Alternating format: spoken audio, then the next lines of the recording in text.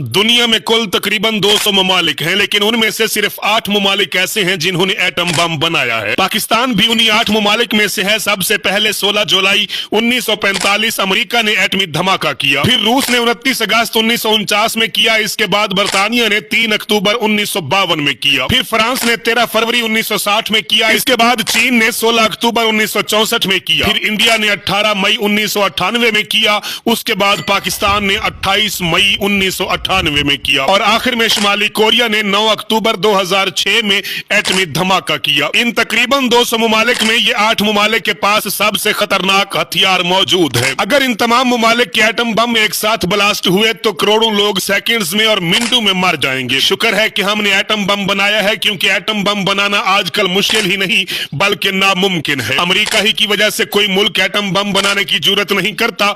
Iran आपके सामने है, अमेरिका उन्हें एटम बम बनाने से रोक रहा है। अब सवाल ये पैदा हुआ कि एटम बम काम कैसे करता है। सबसे पहले तो ये जानना जरूरी है कि एटम बम जहाजों से गिराए जाते हैं। इनको जहाज के अंदर फिट करके फिर मुतल्लिका जगह पर गिराते हैं। एटम बम सतह जमीन से तकरीबन 100 मीटर की बुलंदी पर फटता है। पहले एटम के टूटने के सेकंड के 1000वें हिस्से में एटम बम के अंदर सब एटमों को न्यूट्रॉन तोड़ डालते हैं। एटमों के टूटने से फौरी तौर पर 100 मीटर बुलंदी पर इंतहाई तेज रोशनी का एक बहुत बड़ा गोला नमूदार होता है, जिसके सामने सूरज की रोशनी स्याह पड़ जाती है। ये रोशनी इस कदर तेज होती है कि जमीन पर चलने फिरने वाले इंसान मरने और भाप बनकर उड़ जाने से पहले अपनी बिनाई से फौरन महरूम हो जाते हैं। रोशनी का गोला इंतहाई तेजी से जमीन की जानिब बढ़ता है। इस वक्त इस जगह का दर्जा हिरारत तकरीबन सूरज जितना हो जाता है, जिसकी गर्मी से तकरीबन 2 किलोमीटर दायरे के अंदर इंसान, जानवर, दरख्त, इमारतें, गाड़ियां एक सेकंड में धुआं बनकर उड़ जाती हैं। 2-3 किलोमीटर के दायरे में तबाही का यह हाल हो जाता है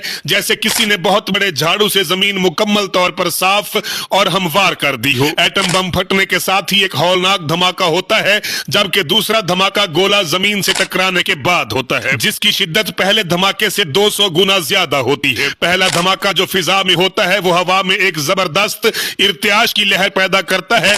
हजारों मील फी घंटा की रफ्तार से आग जैसी गर्म हवा आंधी की शक्ल में धमाके वाली जगह से पैदा होकर चारों तरफ फैलती है, जो इस कदर ताकतवर होती है कि एक बहुत बड़े ट्राले से भी टकरा जाए तो उसे तोड़कर रेजा रेजा कर दे। इस ताकतवर हवा की ताकत के सामने बड़ी बड़ी बिल्डिंग्स जो धमाके वाली जगह से 3-4 किलोमीटर दूर होती हैं, तिनकों की तरह बिखर जाती हैं। हर तरफ मलबा ही मलबा दिखाई देने लगता है। पहले धमाके के फौरन बाद दूसरा धमाका होता है, जिसकी वजह से जमीन में जल्जले की एक शदीद लहर पैदा होती है। इस शदीद जल्जले की वजह से 9-10 किलोमीटर तक मौजूद इमारतों को शदीद नुकसान पहुंचता है। इंसानों के कानों के पर्दे फट जाते हैं। एटमों के टूटने से न नजर आने वाली रेडियाई शुआओं और न्यूट्रॉन्स का एक सैलाब आ जाता है, जो हर जानदार के जिस्म के आर पार हो जाती हैं। न्यूट्रॉन खून के सफेद खुलियों को तबाह कर देता है। धमाके वाली जगह से जमीन पर फैल जाने वाली गर्म हवा के अलावा गर्म हवा का एक तूफान एटमी जर्रात को लेकर आसमान की जानिब बुलंद हो जाता है। आसमान पर बादल बन जाते हैं और एक ऐसी बारिश इर्द गिर्द के इलाकों पर बरसने लगती है